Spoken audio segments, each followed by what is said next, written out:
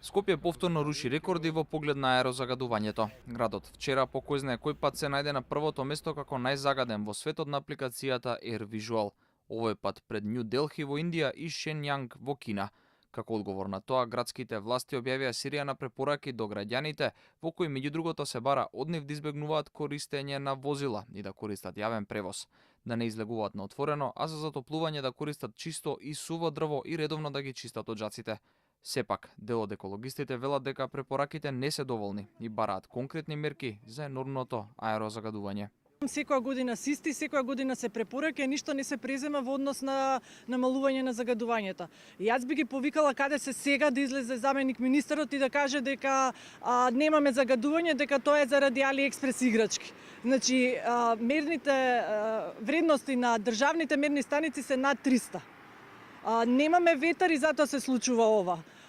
Мерките што сега се преземени нема ништо да допринесат и нека не се залажуваат дека тоа може да помогне, туку да преземат многу похрабри и поодговорни мерки. Георгиева ги повика и пратениците во собранието да изгласаат забраната за увоз на отпад во земјава. Според неа потребна и построга контрола и поголем надзор од властите, бидејќи како што вели, досегашните мерки не помагаат за намалување на аерозагадувањето. Точката за гласање за забрана на увоз на отпад како енергија.